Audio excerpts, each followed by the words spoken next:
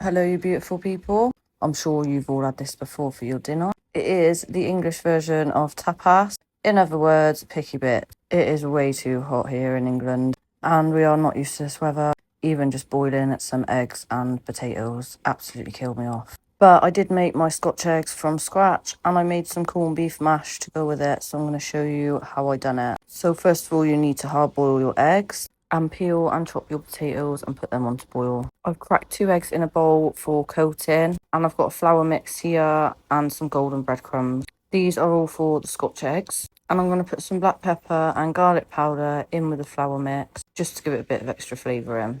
Once your boiled eggs have cooled down, you want to peel them. There is a little knack to this. Tap the whole shell and then you'll find the weakest point. Slide your thumb under the shell and it should just peel off nicely like that, all in one. I used to get shell all over the place, but I also put a bit of salt in with the water because I do believe that helps the shell come off easier as well.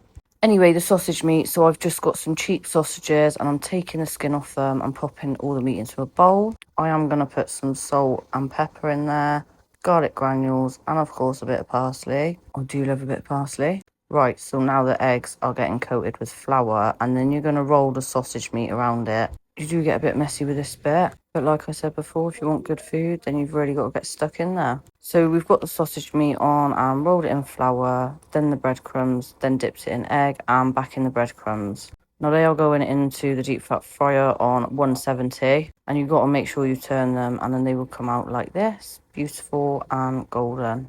I do love a good scotch egg. Now for the mash, I'm going to put some butter and milk in there, and I'm going to put half a tin of corned beef in with it too. Going to give that a good mash, and then once that's done, we are going to plate it up. So we have got some lettuce. I'm just going to pop that on by the mash there, and then we've got some cherry tomatoes. I'm going to cut them in half, and a cucumber. This is one I grew myself, and I am very impressed with my veg this year. I've also got some ham. I'm going to roll a few slices of that up and pop on the side. And then I've got some cheese, so I'm going to cube that up.